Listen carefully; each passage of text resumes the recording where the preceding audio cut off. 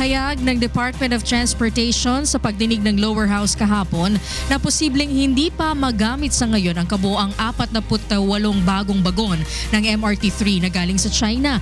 Samantala, iginiit naman ni House Speaker Pantaleon Alvarez sa DOTR na hindi maaaring papanagutin ang pamahalaan sakaling maantala ang pagtatayo ng MRT-LRT Common Station sa Quezon City.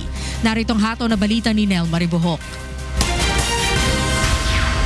Kapos pa sa power supply ang MRT-3 upang matugunan ang dagdag na tren na tatakbo sa mga riles sa kahabaan ng EDSA.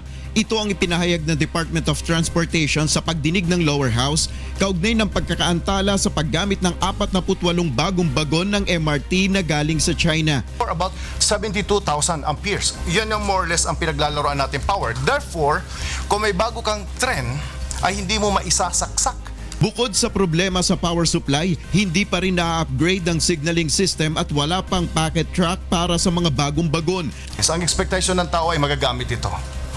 Ang pakiramdam ko ay hindi ho natin magagamit ito in the next 1 to 1.5 years.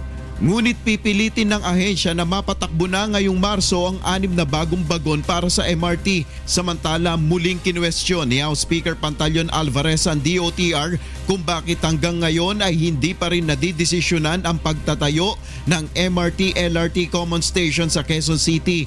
Anya, kung itutuloy pa rin ng DOTR ang planong 2.8 billion peso unified station ay hindi papayagan ng lower house ang hihinging pondo para dito.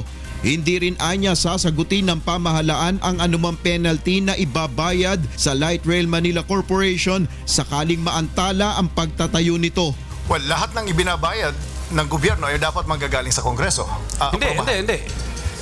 Hindi babayaran ng gobyerno yan kasi hindi kasalanan ng gobyerno yan kung bakit na-penalize yung gobyerno.